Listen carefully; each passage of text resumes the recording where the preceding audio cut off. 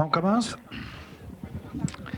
Dans la deuxième partie, on parle de l'inquiétude et de la fracturation du rayon. Alors, la première question qui viendrait à l'esprit quand on parle d'inquiétude, c'est l'individu est mal protégé dans sa vie. Il y a de la difficulté à situer ce qui l'agresse. Et souvent, lorsqu'il est agressé, il vit une mémoire, il absorbe un choc qui lui crée une mémoire et automatiquement, il vit une sensation de menace. Est-ce qu'il y a des moyens dans l'existence humaine de se protéger et donc, conséquemment, d'éliminer l'inquiétude?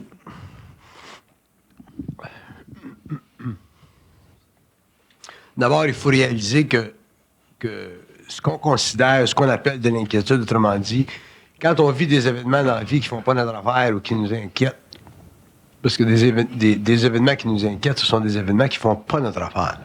Il faut qu'on réalise d'une façon de plus en plus intégrale ou absolue que c'est toujours un test de la vie au niveau de l'âme puis au niveau de l'ego. La vie, c'est un test. La vie sur la Terre, c'est une école. Mm-hmm. Donc, c'est toujours un test. Puis, même s'il y a des événements qui, effectivement, nous créent de l'inquiétude, puis c'est normal que ça nous crée de l'inquiétude, ainsi de suite, parce que les événements mènent à ça. Parce que ce sont des événements qui sont irréconciliables avec le bien-être ou la paix d'esprit. Ce qu'il faut comprendre, c'est que c'est pas tellement le phénomène de l'inquiétude ou l'évaluation qu'on fait d'un événement qui est important. C'est comment on traite avec. Mm-hmm. Je vous donne un exemple réellement simpliste, là. Vous avez, par exemple, un parent qui aime bien ses enfants, ainsi de suite, puis un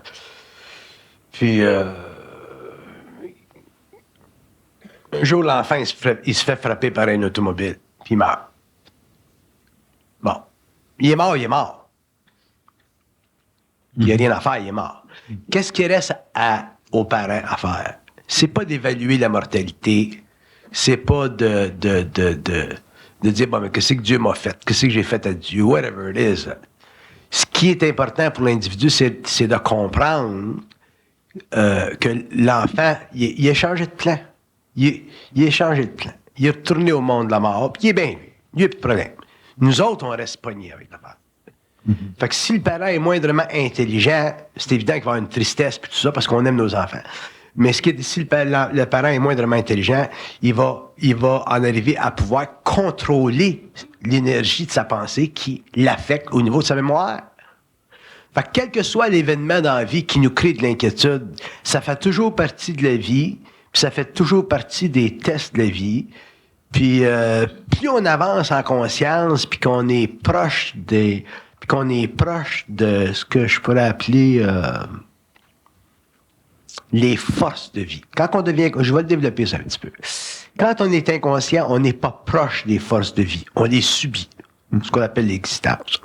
Mais quand tu es conscient, puis tu vis une communication avec ta source ou sur le plan mental, tu as une grande proximité avec les forces de vie. Tu es capable de parler avec les forces de vie.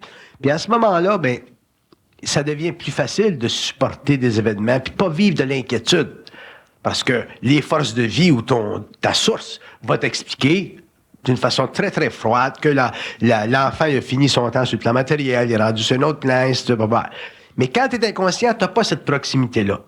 Fait que c'est très important pour l'homme qui vit une certaine inconscience de comprendre que la vie, c'est une game. C'est une game à différents niveaux. Puis être conscient, être intelligent, c'est pas se faire prendre dans la game le moins possible. Mm-hmm. À ce moment-là, il y a nos réserves d'énergie qui sont très vitales, comme les émotions. On les protège. Ça affecte moins notre cœur puis nos organes. Donc, on a moins tendance à affaiblir sur le plan physique, sur le plan de notre santé, ainsi de suite. Puis ça permet aussi de garder nos idées claires puis de continuer notre parcours. Mm-hmm. Mais à cause de la mémoire, puis à cause des sentiments très, très profonds qu'on vit par rapport à des événements, on a de la difficulté à comprendre puis à saisir que la vie, c'est une game. Qu'est-ce que c'est de la conscience ou de la science de l'invisible ou de l'intelligence intégrale? C'est de comprendre ça une fois pour toutes que c'est une game. Fait qu'à ce moment-là, les événements qui se produisent, on est capable de traiter avec d'une façon intelligente, puis éventuellement, à cause du fait qu'on est dans un autre niveau d'équilibre psychique, psychologique, mental, émotif, mais ces événements-là, ils se produisent plus. Parce que l'homme sur la Terre, d'une manière ou d'une autre, il vit un certain karma. Il y a des expériences que l'homme doit vivre sur le plan matériel pour évoluer. Mais à un certain moment donné, il faut que ça arrête. L'homme ne peut pas vivre, comme je dis toujours, d'expérience, puis d'expérience, puis d'expérience, puis d'expérience. L'homme, il faut qu'il en arrive éventuellement à vivre, à avoir une conscience créatrice, à sentir qu'il a le contrôle de sa vie, savoir où ce qui s'en va, puis en arriver éventuellement à savoir où ce qui va s'en aller dans 10 ans, 15 ans, 20 ans, 30 ans. Mais pour ça, ça demande une capacité de réellement vivre les événements au-dessus de l'évaluation psychologique qu'on leur donne en tant qu'être extrêmement fracturé. Vous parlez de la fracturation du rayon. Le rayon, c'est une énergie qui part du plan mental puis qui descend directement dans le cérébral de l'homme. Le rayon, c'est la source de la créativité humaine, c'est la source de la pensée humaine, et ainsi de suite. Puis l'homme, si on le regarde d'un point de vue occulte, ce rayon-là est toujours fracturé. Où est-ce qu'il se fracture? Il se fracture au niveau astral. C'est un petit peu comme la lumière du soleil, ça. La lumière du soleil, elle vient. Puis aussitôt qu'elle passe dans l'atmosphère, elle se fracture. Ça devient un arc-en-ciel. Alors, nos pensées, notre état mental, notre état psychologique, c'est comme si c'est un arc-en-ciel. On est tous là dans différents états de couleurs. Des fois, on est dans le jaune, des fois, on est dans le bleu, des fois, on est dans le vert, des fois, on est dans le violet, des fois, on est dans le rouge. Au lieu d'être dans le blanc.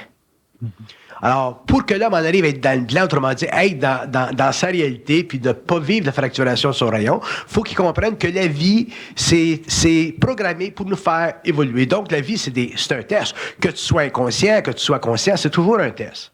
Puis si l'homme en arrive pas à cesser de toujours mettre de l'évaluation psychologique qui fait partie de la mémoire de sa race, qui va varier selon la race à laquelle il appartient. Si t'es un juif, tu vas vivre l'événement d'une certaine façon. Si t'es un arabe, tu vas le vivre d'une autre façon. Si t'es un indien, tu vas le vivre d'une autre façon. Fait qu'à ce moment-là, ben, on vit pas notre réalité en tant qu'être intégral. On vit notre réalité en tant qu'être fractionné, appartenant à la conscience d'une race. Puis on est toujours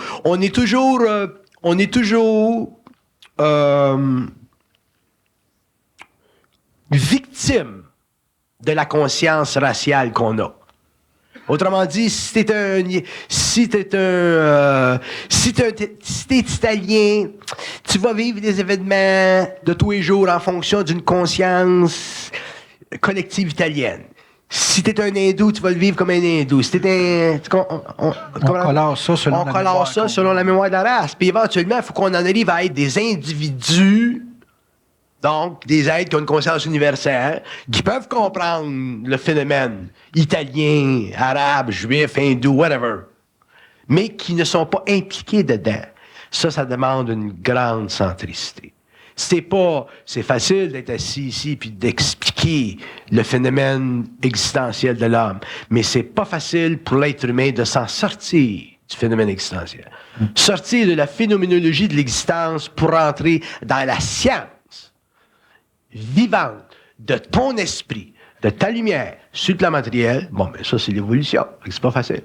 Par contre, quand on sait, parce qu'on a des nouvelles données maintenant, quand on sait que la vie, c'est une game pour toujours tester nos émotions, tester notre mémoire, tester notre pensée, donc, ultimement, tester notre personnalité, pour qu'on arrive un jour à passer de la personnalité, qui est une fragmentation du rayon, à la personne, qui est l'intégration du rayon, où finalement l'individu se sent intégral, solide, monolithique, capable d'affronter la vie dans toutes ses formes, puis capable en même temps de respecter les hommes dans toutes leurs formes, puis dans toute leur conscience collective raciale sur la Terre. Ce qui demande un grand respect de l'individu. À ce moment-là, Bernard, est-ce que l'inquiétude, c'est les fissures dans le phénomène de la personnalité, c'est les fissures dans la fragmentation du rayon? L'inquiétude, c'est une forme d'ignorance. Si on le regarde là, occultement, là, de l'inquiétude, c'est de l'ignorance des lois occultes qui nous moulent, qui nous programment, qui nous mettent en mouvement, en dynamique dans la vie. Mm-hmm. Un homme, je vous donne un exemple. Comment je pourrais vous donner un exemple? Supposons que ma maison brûlait demain matin. Mm-hmm. Bon, j'arrive chez nous, ma maison brûle. Je ne pourrais pas vivre le phénomène, l'événement comme vous autres. Là, j'irais par en dedans, je dirais, c'est quoi cette affaire-là que ma maison brûle?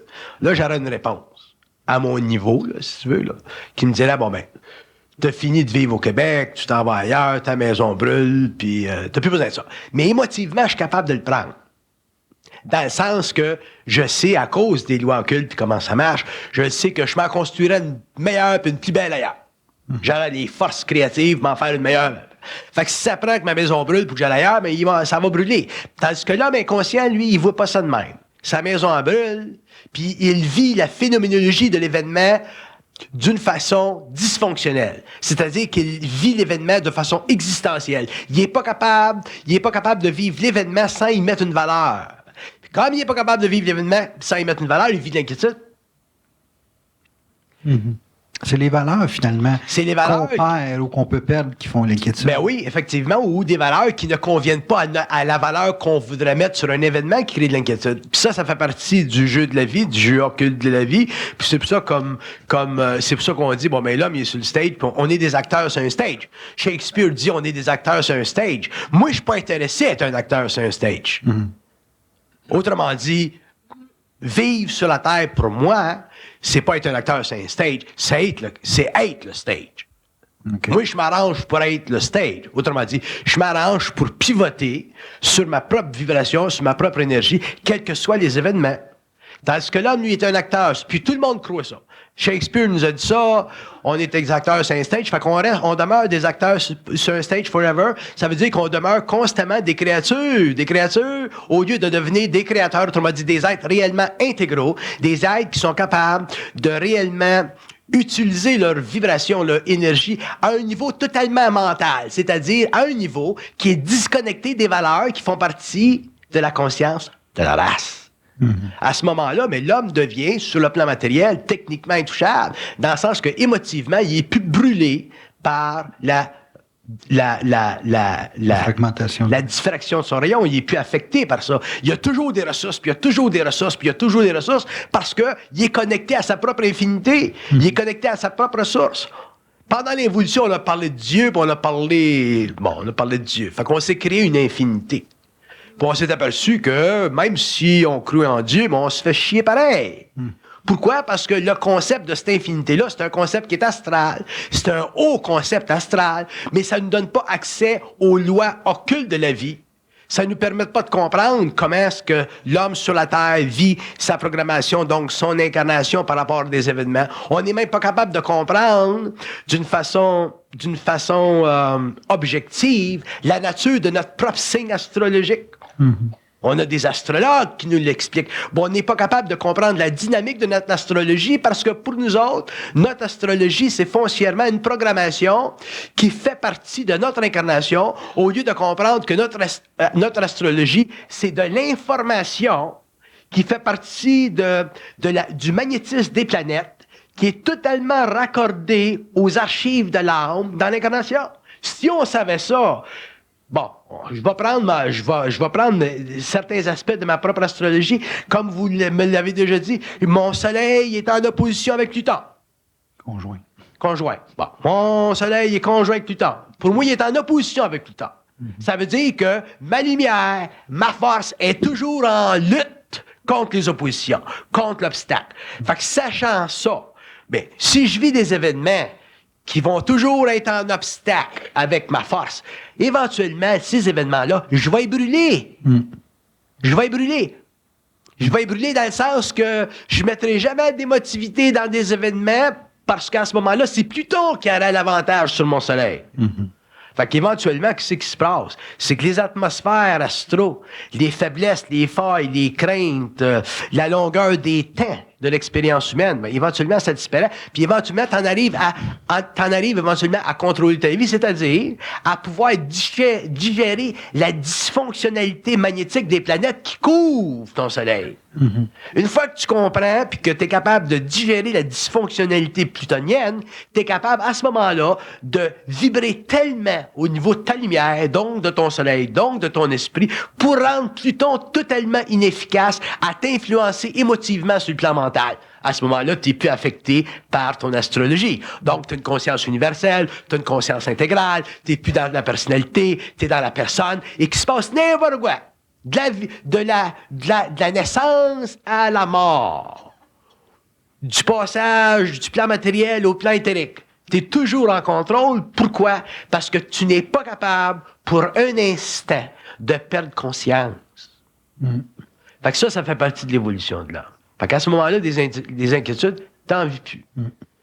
Mais ça, il faut être monolithique. Là, comme... Il faut que tu sois monolithique, il faut que tu sois en dehors de la conscience de la race. Tu ne peux pas vivre tes émotions ou l'évaluation psychologique que tu apposes à la construction systémique de ta vie, qu'on appelle la programmation, en fonction de la mémoire de la race. Parce que la race va toujours te retenir. La mémoire de la race est toujours plus ancienne que toi. La race a toujours plus de mémoire que toi. Fait que si tu viens au monde d'une nation indienne, c'est évident que tu vas avoir de l'Indien en toi. Si tu viens au monde dans une nation africaine, irlandaise, italienne, whatever, tu vas toujours avoir de l'Italien en toi, de l'Africain en toi, au lieu d'être intégralement toi-même, c'est-à-dire un être qui a la capacité d'épouser sa destinée de façon sciente, au lieu d'un être qui vit constamment sa programmation par rapport à des traces de break. Pour moi, être né dans une race, ça fait partie de la programmation. C'est pas une finalité. C'est un début de conscience. Fait que si tu viens au monde indien, ou si tu viens au monde en Arabie, ou si tu viens au monde en France, c'est un début de conscience. T'es plongé dans cette incarnation-là pour prendre de l'expérience au niveau de l'âme. Ça, j'ai pas de problème avec ça. Mais un jour, faut que ça arrête, puis que t'arrêtes d'être un maudit français. Ou que t'arrêtes d'être un Italien naïf. Ou que t'arrêtes d'être un Irlandais avec une tête de cochon. Ou que t'arrêtes d'être un Chinois qui est mystifié par le culte des ancêtres. Ou t'arrêtes d'être un Africain qui a peur des esprits. Ou t'arrêtes d'être un Américain qui est pogné entre le vrai et le bon spirituel libéral. Ou t'arrêtes d'être un Québécois qui a toujours un crise de complexe d'infériorité. Ou t'arrêtes d'être un Anglais qui pense qu'il est un petit peu plus évolué que le reste de la planète.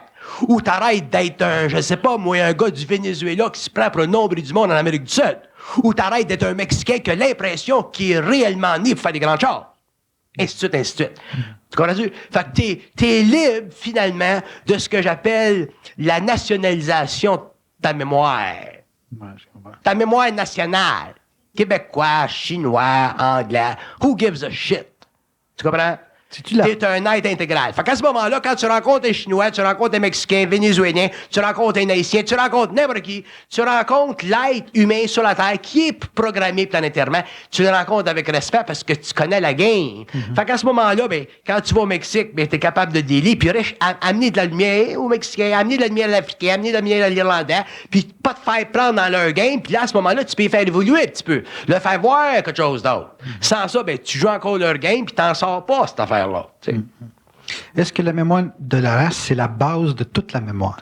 La mémoire de la race, c'est la base de toute la conversion émotive de ton mental par rapport à la mémoire que tu as de tes origines.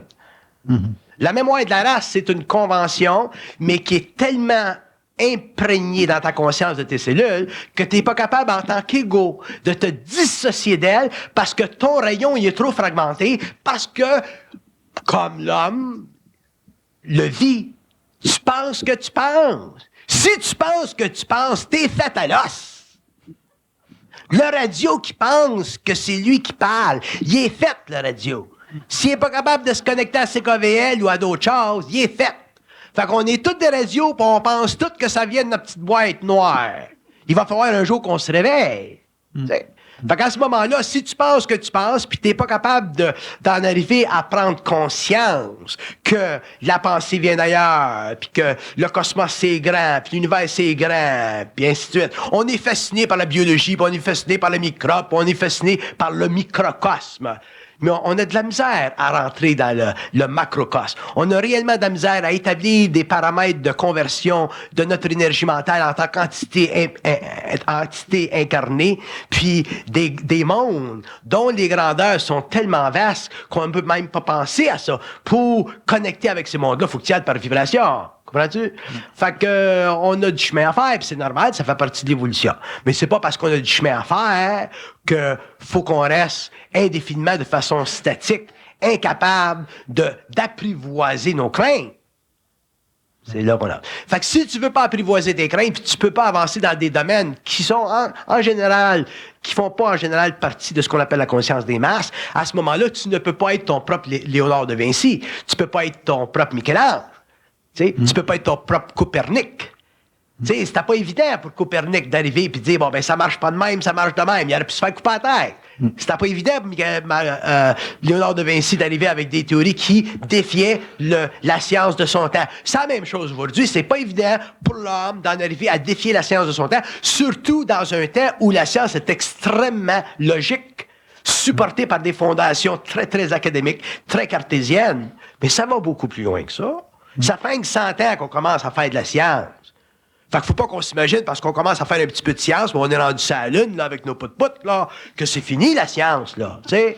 Les computers nous commencent à nous le démontrer, là. On est rendu dans le virtual reality, là. Pis c'est rien, ça. C'est de l'enfantillage, ça. Fait qu'un scientiste qui serait pas capable de dire, bon, ben, dans 200 ans, on va être rendu là, tu sais, comme le gars qui était à la tête de Hudson Institute en 1954, puis qui disait, we will never go to the moon.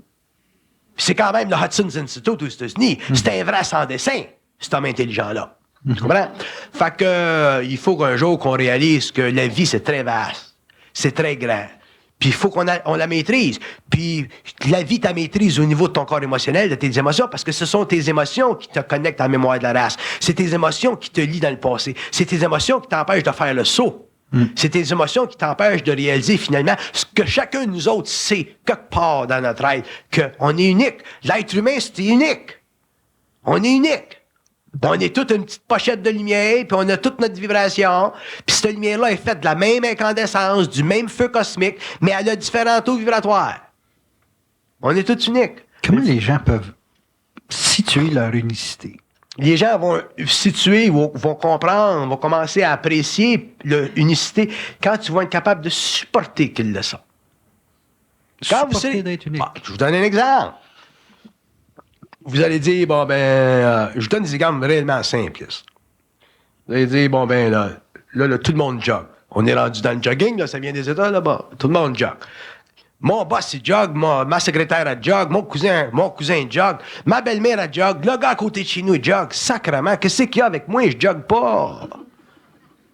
Ah, là, tu commences à jogger. T'as pas la vibration pour jogger. T'as pas le cardiaque pour jogger.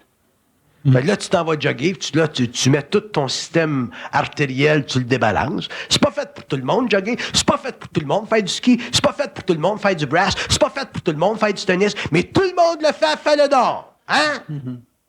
Tout le monde le fait. Ça nous est dit à la télévision, tout le monde le fait, fais-le donc. Fait que pour des raisons sociologiques, socio-économiques, ça a de l'allure parce que ça permet de créer une sorte d'atmosphère de rafraîchissement de nos organes.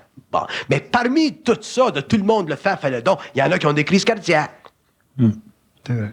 Fait que l'homme respecte pas son individualité. Parce que tout le monde le fait, fais-le donc. Faut que tu le fasses. Peut-être que de rendu, tu t'en vas sur les pentes de ski, t'as pas le système. T'as pas le système. Tes jambes raides. T'as un système nerveux qui est totalement déphasé avec tes jambes. Tu t'en vas sur les pentes de ski, tu te casses une jambe. Fait qu'on fait ça tout le temps. On n'a pas d'individualité. Puis après ça, on va aller dans les sciences occultes. On va aller dans l'ésotérisme. On va étudier ce que l'Université de Montréal nous enseigne pas. Heureusement. C'est vrai. Tu comprends, dire? Fait que respectez-la, votre individualité. Un jour, il va falloir que l'homme comprenne que ce qu'on est, t'es supposé d'être de même. T'es né à Verdun d'une petite famille d'un père qui boit puis d'une mère qui putasse. T'es né d'une famille à Westmount, ton père est médecin puis ta mère c'est une grande dame. Tu l'as choisi, ça. Ben, commence à travailler avec ça. Fait que c'est pas parce que t'es né à Verdun que ton père est ta mère pitasse pis ton père boit que t'es pas capable de devenir un grand être. Parce que venir au monde à Verdun d'une situation de même, ça va demander une grande transmutation de tes émotions pour réellement éteindre la mémoire de ta race puis te projeter dans ta propre individualité puis faire un grand homme. Il y a des grands hommes qui sont nés des petits patelins.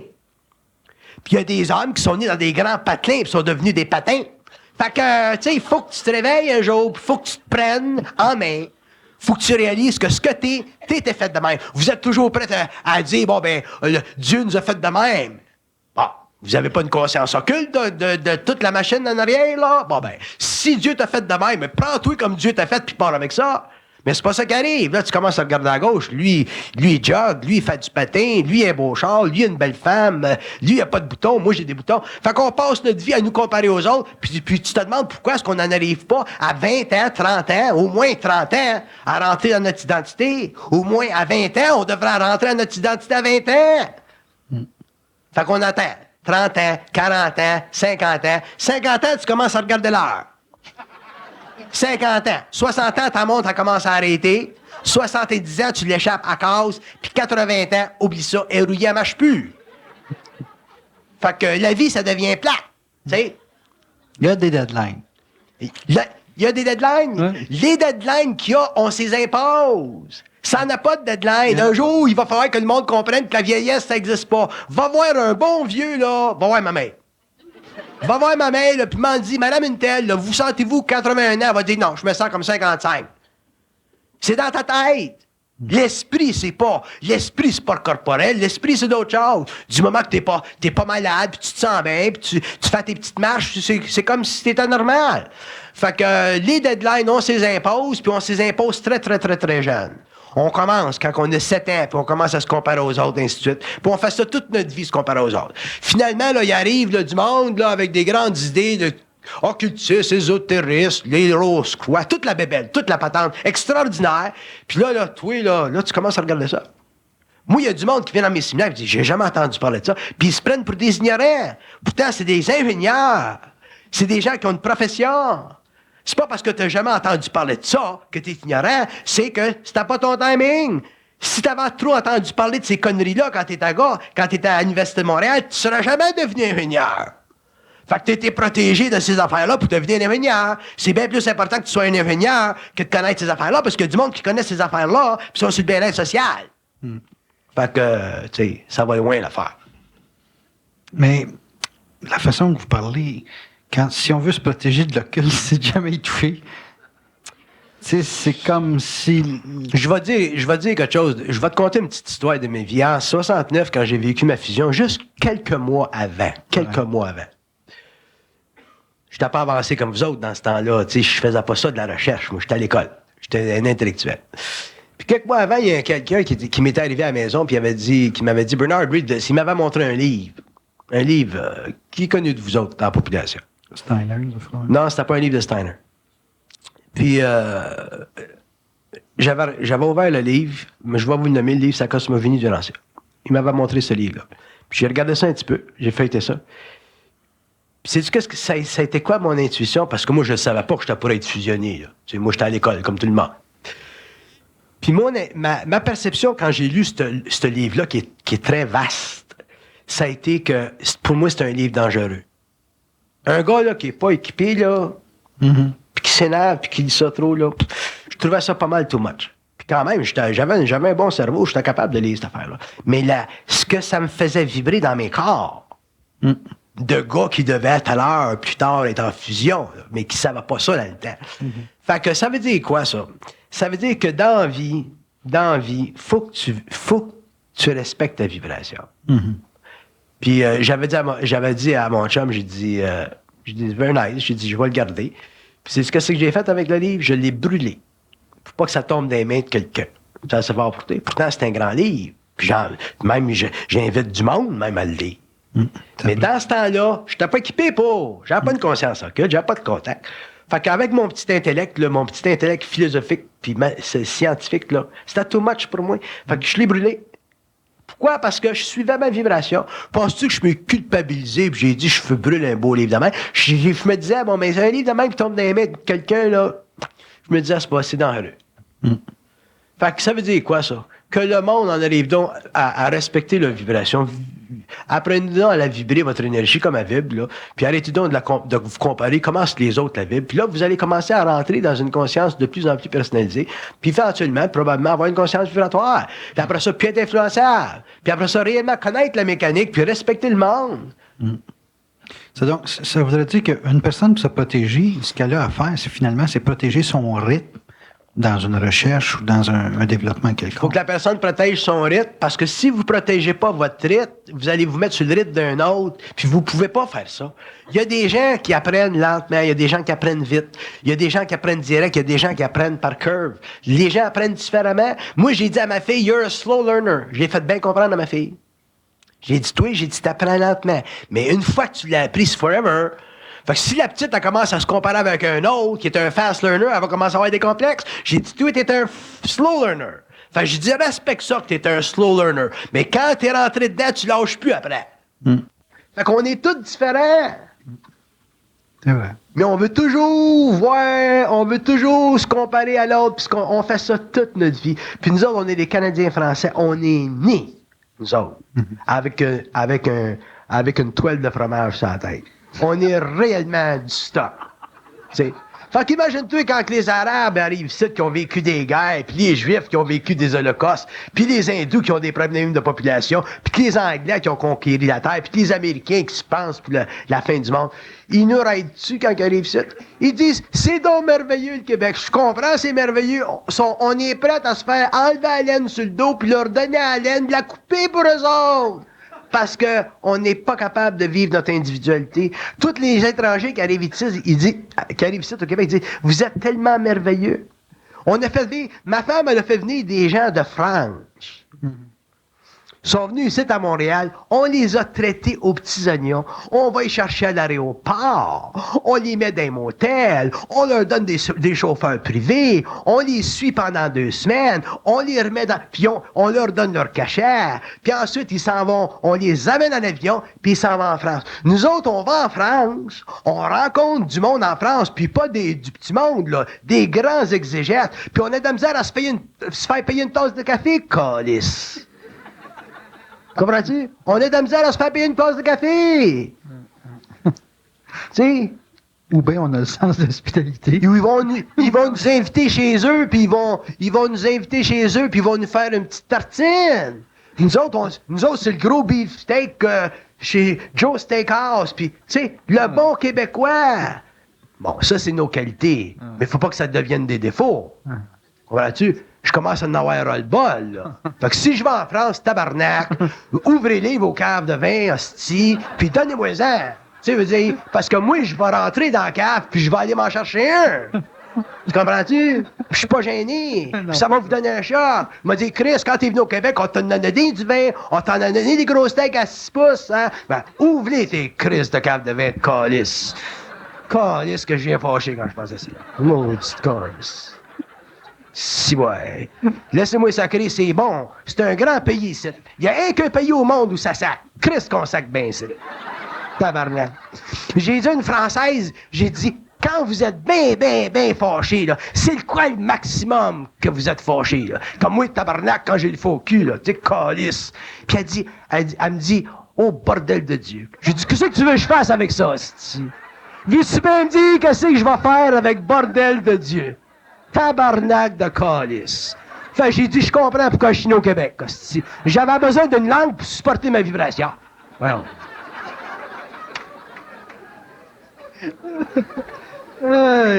Calice. Maudit calice. C'est effrayant, sacré de même. C'est merveilleux.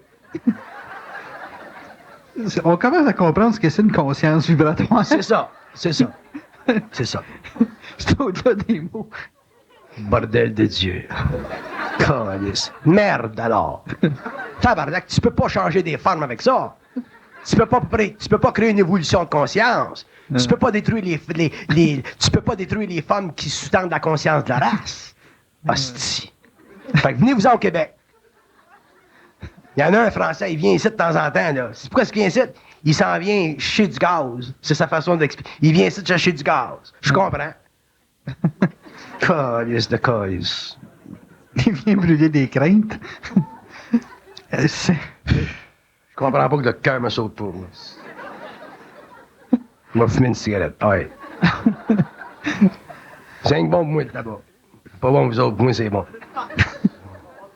J'étais allé voir mon médecin avant hier. J'ai dit, comment est-ce qu'ils sont, mon idiot, bout?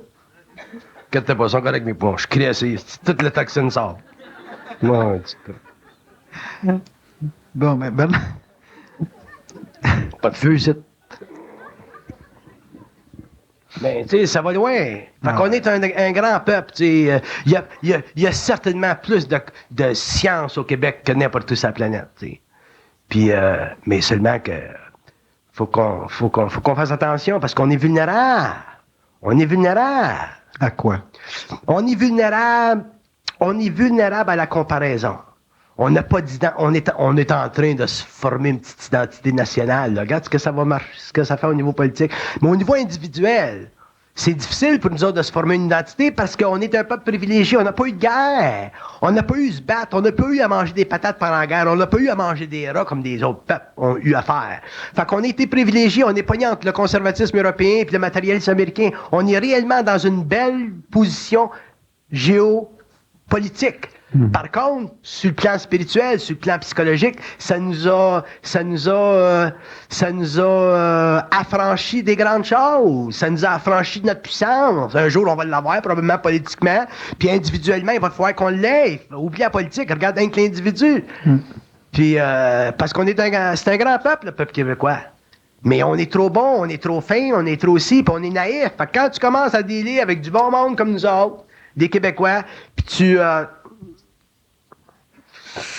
commences à avoir des beaux parleurs comme moi, là, des secs pis tout ça, là, à ce moment-là, on a une crise de problème. Fait que c'est pour ça que je le dis en public, du monde comme nous autres, c'est dangereux. Regarde comment est-ce que je parle. Tu sais, si je vais magnétiser une statue de bois. Fait que si t'es pas dans ton énergie, puis si t'es pas dans ton identité, puis tu cherches pas à protéger, toujours protéger. M'a dire une chose. La vie, c'est se protéger pour soi-même. La vie, là, qu'est-ce que c'est la vie? C'est apprendre à se protéger puis se protéger. Un homme qui se protège puis qui se protège tout le temps, il devient bien intelligent parce qu'il y en a des corners. OK? Mais on n'est pas tout seul dans la vie, il y a du monde, nous autres. Puis le rôle de l'individu qui est moindrement conscient, c'est de protéger les individus avec la qualité. Faut que tu les protèges. Fait que si t'es un beau parleur, comme du monde, comme nous autres, faut que tu protèges le monde à qui tu parles. Faut que tu sois conscient des lois de conséquences. Faut que tu aies le respect intégral de l'individu. Fait que, pour moi, être un occultiste, un ésotériste, ou whatever, ou un initié, ou whatever, c'est la plus grande responsabilité que l'homme peut avoir sur le plan matériel. Sais-tu pourquoi? Parce que là, tu joues plus simplement avec des sentiments, tu joues plus simplement avec des notions, tu joues plus simplement avec de la personnalité, tu joues avec l'esprit de l'homme.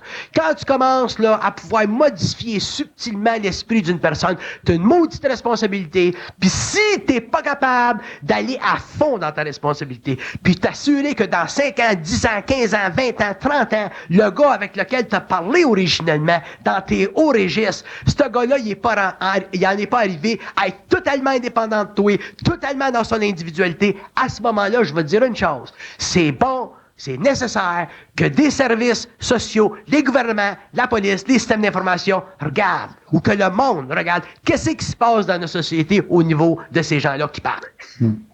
Ça voudrait dire, Bernard, que l'environnement qui nous critique, c'est une protection. Je viens de finir ça. Si t'es pas capable de protéger ton monde dans des conférences, dans ces genres d'affaires-là, à ce moment-là, ça va prendre du monde pour le faire. C'est nécessaire. Parce que ça on finit avec des cataclysmes. C'est quoi votre question? Ma question, est-ce que c'est bon d'avoir dans notre environnement des gens qui nous critiquent? Pour justement nous protéger ou protéger les gens. OK, je vais te dire quelque chose. Tu peux pas être intelligent tout seul. Ouais. Moi, je vais te conter une chose. Moi, je suis un homme intelligent, je suis un homme bien stable, mais si j'avais pas ma femme dans la vie, pour toujours regarder qu'est-ce que je fais. Tu sais, moi, je suis bien créatif. Tu sais, on dirait que j'ai un esprit 360 degrés. Tout me met en vibration. Tout m'intéresse. Puis, si j'avais pas ma femme, vous dites, bon, ben, prends saisie, là, faut que tu te reposes. Faisant pas trop, là. Si j'avais pas ma femme pour toujours balancer mon énergie créative, je serais un bulldozer. Je mettrais probablement bien du monde en initiation. Je suis too much. Fait que, tu peux pas être intelligent tout seul. Faut que tu sois intelligent avec un autre. Ta femme, ton partner, tu peux pas. Le plus grand danger d'un homme, pourquoi est-ce que c'est dangereux des dictatures? Parce que c'est des gars qui sont intelligents tout seuls. C'est ça. Hussein, Idi Amin, Hitler, Staline, c'est des gens qui sont intelligents tout seuls. Ça fait pas ton affaire, ils digouillent. Puis nous autres, on fait la même chose. On zigouille pas le monde, mais ce qui arrive, c'est qu'on dit, laisse-moi en paix. C'est mes affaires. C'est moi qui ai raison.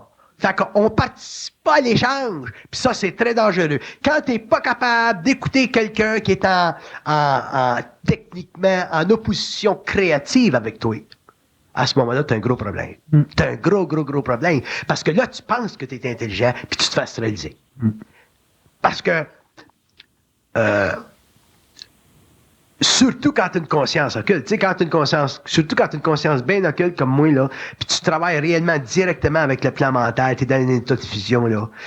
Si t'es pas capable de dealer avec l'être humain, avec l'individu, sais-tu qu'est-ce que tu finis? C'est fini que t'as un mariage à trois. T'as des forces, ta source, t'as toi, ton ego, plus ou moins transparent, puis t'as l'autre personne. Puis éventuellement, ces forces-là sont capables de casser ton lien avec l'homme. Puis un jour, l'homme va comprendre que les forces occultes, c'est l'infrastructure psychique de son moi au niveau cosmique. Puis ça, dans la matière, il faut que ça soit balancé entre lui et l'homme. Puis c'est ça. C'est pour ça que dans l'évolution, on est allé nulle part au niveau de la conscience. Parce que on a spiritualisé notre lien avec l'invisible. Mais on n'a jamais établi un lien avec l'âme. Fait que l'invisible nous a astralisé, puis nous a astralisé, puis nous a astralisé, puis aujourd'hui, on se trouve où ce qu'on est. On n'a pas de conscience d'être de soi. On n'est pas dans notre personne, on n'a pas d'identité, on n'a pas de centricité. Pourquoi? Parce qu'on est astralisable. Fait qu'un être humain qui est moindrement intelligent, pour moi, c'est une mesure.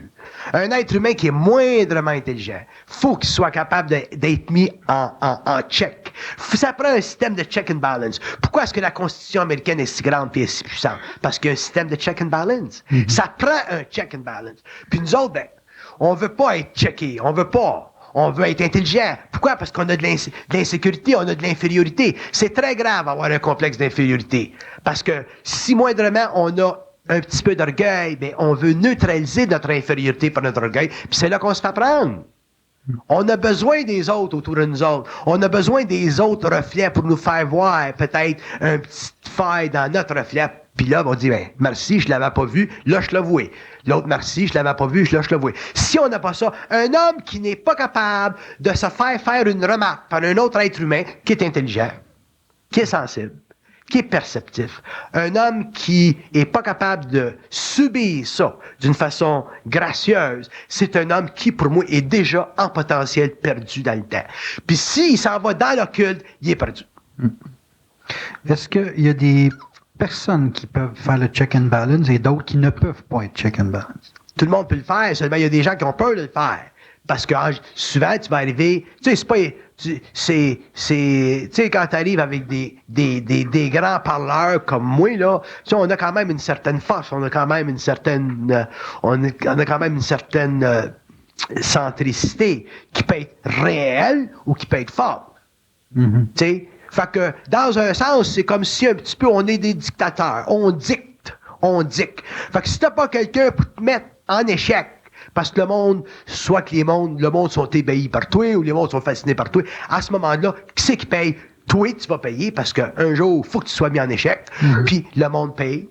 C'est comme dans une dictature politique. Le dictateur, il paye. Un jour, il se fait crisser à la porte, puis le peuple paye parce que le peuple souffre.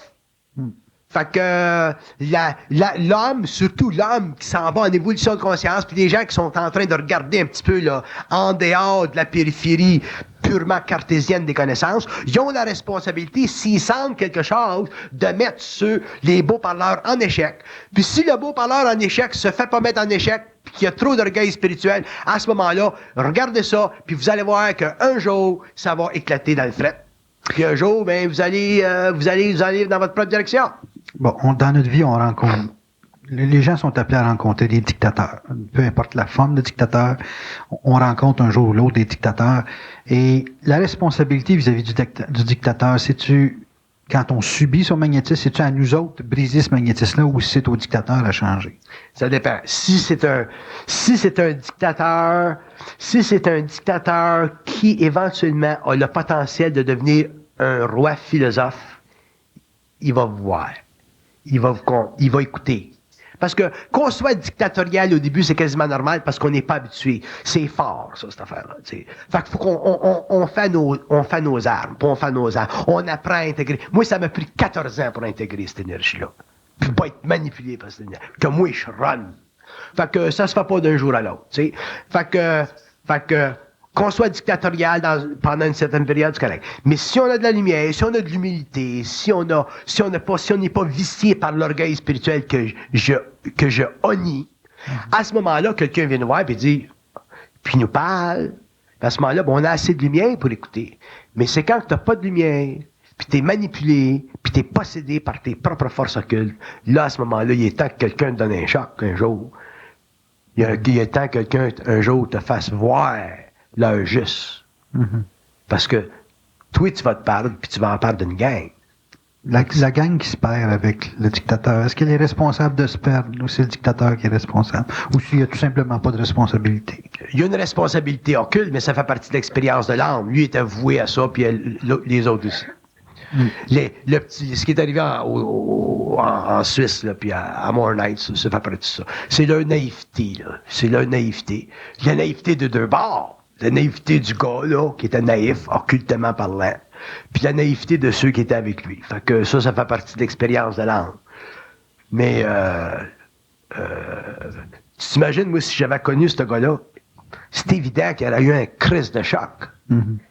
C'est parce que tu peux pas me passer des petites vites, moi. Fait qu'à ce moment-là, ben, ça aurait été quoi? Soit que je l'aurais pénétré pour y faire voir clair, ou il aurait dit, bon, cette crise de gars-là, pendant Montréal, là, je m'en vais, mais je fais mes affaires moi-même. Fait que c'est de même que ça marche. Peut-être qu'il a eu avantage de me rencontrer, lui. C'est pour avoir un choc pour y voir être clair, parce que moi, je suis capable d'y donner le choc pour voir être clair. Tandis que le monde, mais c'est difficile. C'est des beaux parleurs. Mais curieusement, les gens qui ont avantage à vivre un choc, comme vous parlez, c'est des gens qui fuient les gens qui peuvent leur donner un choc. Ouais, c'est très vrai. C'est comique, hein? Ouais. Vous regardez les gros parleurs ou les beaux parleurs que vous dites là. Je donne un exemple. Prends dans le monde des affaires. T'sais. On a toujours tendance à s'entourer des faibles. Les gens qui nous menacent pas. Les gens qui vont pas rentrer dans notre territoire. Sont-ils fins? Puis lentement, sans qu'on s'en rende compte, malgré notre volonté, on s'astralise. On les englobe. Quand est-ce que l'homme s'occupe réellement de protéger l'homme en affaires? Quand est-ce qu'en affaires, un bonhomme d'affaires, là, tu t'imagines un bonhomme d'affaires là, dans le sens là, réellement là, conscient du terme. Un bonhomme d'affaires, il ferait des affaires d'or. Pourquoi? Parce qu'il protégerait les gens avec lesquels il est en affaires. Il vend des services, il appelle le gars, il dit, « Es-tu bon le char que je t'ai vendu, là? » Il est-tu à l'ordre, le char? Moi, j'ai vendu un char là, à quelqu'un à province à Québec, là, il y a 6-7 mois, là. Puis j'ai dit, bon, ben, il m'a te vendre mon char, là. Puis attends qu'il soit bien en ordre, mon char. Il m'a pas te vendre un char pour que tu sois obligé d'arriver au garage le lendemain. Puis quand je le vois, comment est-ce qu'il est ton char? Il est-tu correct, le char? C'est ça de la conscience, c'est ça du respect pour l'homme. Si on faisait la même chose en affaires, si on faisait la même chose dans les sciences, surtout ésotériques, à ce moment-là, il n'y en aurait pas de problème. Mais c'est pas ça qu'on fait. On perd la notion. On perd la notion de protéger l'homme. On réalise pas qu'on doit protéger l'homme toujours contre notre propre astralité. Puis c'est pour ça que ça arrive, des choses comme ça. C'est notre responsabilité de protéger l'individu. On a de la misère à protéger nos enfants. Ça fait que le problème de respect, d'ailleurs, ça n'a pas été suffisamment exploré, ça, au niveau psychologique. Ben, je parle de la psychologie profane. Ça n'a pas été suffisamment exploré, ça, la phénoménologie de la protection de l'autre. On devrait écrire un discours, un grand livre épais un jour sur l'importance capitale de protéger l'autre. Qu'on dirait notre frère, l'être humain, le protéger contre nos propres frères. Ça, c'est d'abord reconnaître nos frères. Les reconnaître. Si tu ne reconnais pas, puis tu me dis, bon, ben, moi, je suis Bernard Montréal, Christ, tu vas pas m'enseigner lequel, j'ai fait la minute que tu n'es pas capable d'arriver à moi et dire, hey, ça, c'est pas exactement ça, ça peut être ça. C'est à moi de le prouver de façon consciente, créative, puis que toi, tu le comprennes de façon consciente, créative, à partir de ton propre rayon. Tu dis, ouais, c'est de même. Mais là, ben, de te l'imposer, c'est de la dictature. Fait que là, c'est dangereux. Fait que c'est là que je dis que du monde comme moi, ça devient dangereux. Puis c'est pour ça qu'on protège pas notre monde. Puis c'est pour ça que ça arrive, des situations de même. Votre lumière, vous l'avez souvent exprimée comme étant une dictature sur votre personne.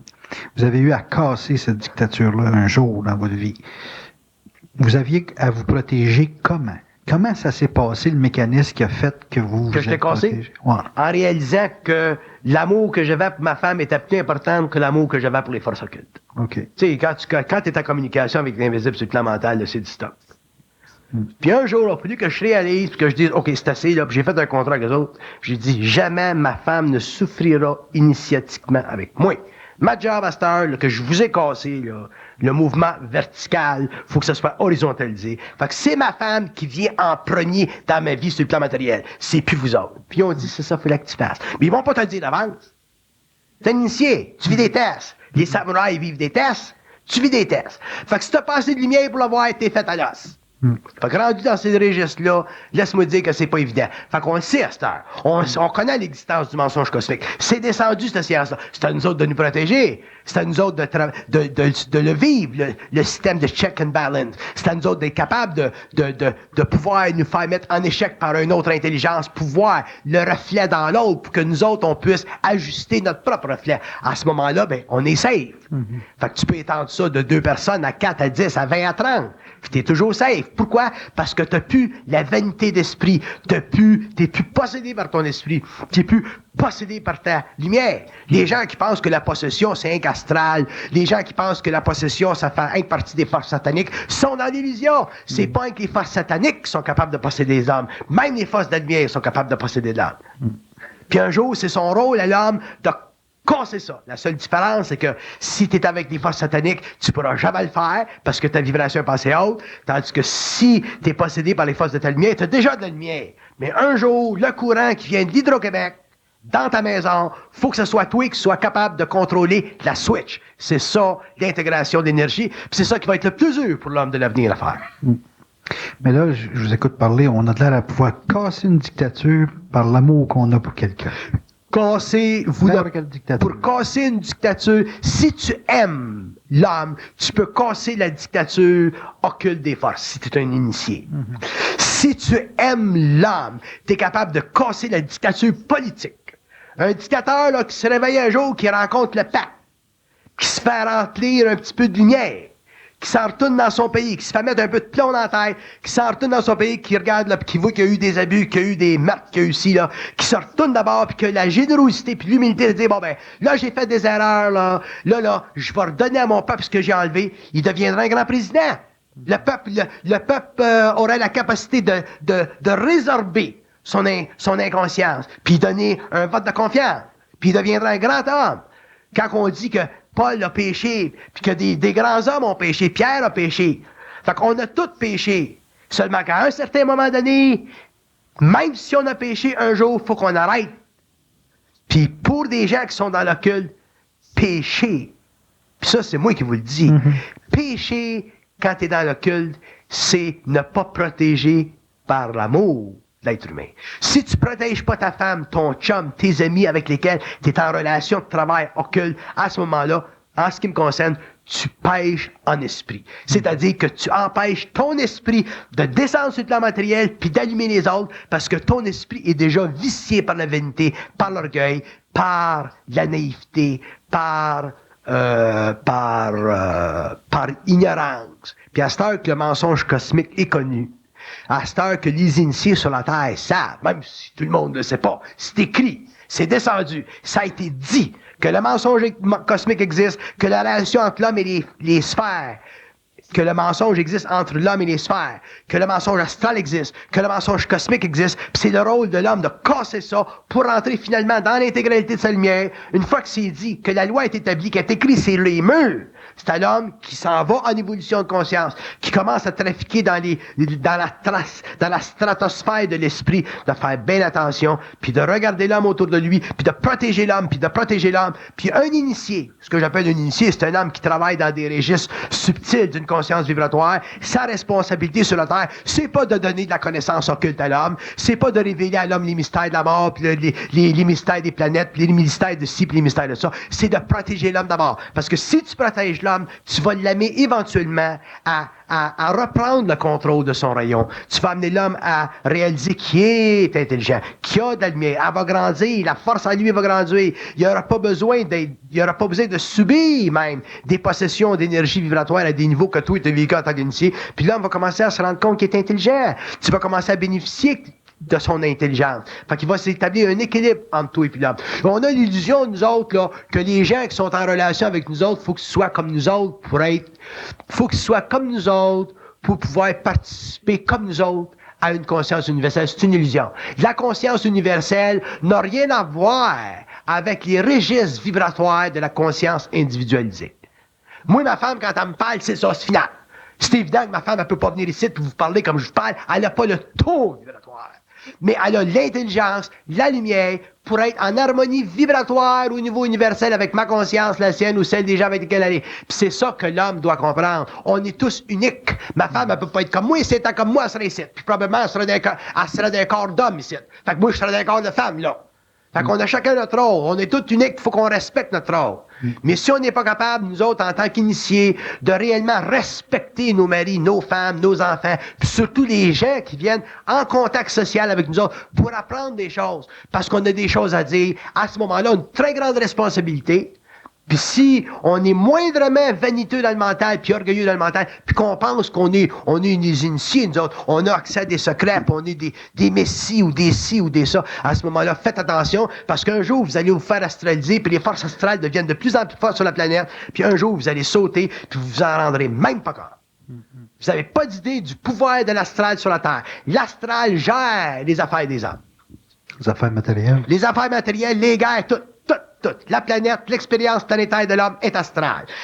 L'expérience de l'homme conscient est mentale. Fait qu'avant que l'homme soit mental au niveau d'une civilisation, puis qu'une civilisation puisse être mentale, puis que l'homme puisse créer dans une civilisation des systèmes de sciences gouvernementales, politiques, scientifiques, dans le sens psychologique, ou métaphysique, ainsi de suite, ça va prendre un maudit bout de temps. Fait qu'en attendant, occupez-vous de votre intégralité, de vous en tant qu'être. Puis votre seule protection en tant qu'individu, c'est de protéger l'autre. Si vous ne protégez pas l'autre parce que vous êtes des grands parleurs ésotériques ou occultes, un jour, il y aura une fracture dans votre rayon suffisamment forte pour que vous fassiez une faille. Puis quand vous ferez une faille, les gens regarderont et vous diront « Ouais, il était pas ce qu'on pensait qu'il était. » Ou « Il était pas ce qu'il disait qu'il était. » Fait que si les gens un jour vous disent que vous n'êtes pas ce que vous disiez que vous étiez supposé d'être, ou qu'ils vous disent que vous n'êtes pas ce qu'on pensait que vous étiez supposé d'être, à ce moment-là, c'est parce que vous aurez quelque chose à apprendre en tant que personne supposément avancée à conscience. Puis à ce moment-là, vous allez avoir une porte à passer, puis c'est l'instruction qui est en train de se donner dans la province de Québec.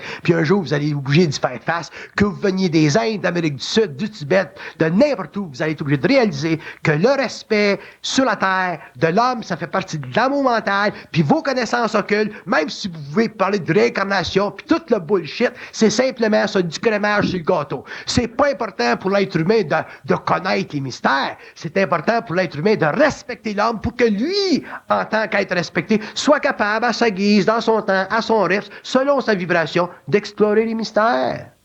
C'est ça l'affaire. On était tellement vampirisé par l'ignorance, l'inconscience, par la supercherie de la connaissance, par la supposée grandeur des sciences ésotériques, qu'aujourd'hui, on a une porte, puis il y en a une porte, puis on va vous dire une chose, elle n'est pas grande la porte pour les gens qui un jour vont en arriver à réellement comprendre qu'est-ce que c'est le mensonge cosmique. Moi, j'en ai rencontré des maîtres, puis des ci, puis des ça, puis des initiés, puis laisse-moi te dire, quand tu me rencontres, t'es fait à l'os si tu comprends pas ça, parce que je vais te traverser. Parce qu'un jour, il va falloir que l'homme protège l'homme, parce que si nous autres, du monde comme nous autres, on n'est pas capable de protéger l'individu qui vient en pleine confiance. Moi, je regarde le monde dans la salle. Bon, il y en a qui me connaissent depuis plus d'années, il y en a que c'est neuf, j'ai jamais vu. Le monde vient là, puis t'es capable de regarder le rat, puis le monde, c'est comme si ils font confiance. Ils ont même pas de moyens pour te faire confiance tant que t'as une grande gueule comme la mienne. Fait que si t'es pas capable de protéger ce monde-là, t'as un crise de problème à long terme. C'est ça, pour moi, la position de tous les fouilleux, là. les fouilleux des sciences occultes, puis les sectes, puis les religions, puis les semi-religions, de tout ce qui se passe dans le monde, là, puis qui devient de plus en plus, puis qui va devenir très, très populaire au 21e siècle. Parce qu'il y a toute une retransplantation de la conscience humaine, il y a tout un changement d'informe, il y a tout, on vit une grande révolution psychologique sur la Terre. Fait que protégez le monde avec qui vous parlez, puis arrêtez de vous prendre des initiés et des snaps, là. Puis si vous prenez des initiés et des snaps, venez faire un petit tour, venez me voir. Merci, Bernard.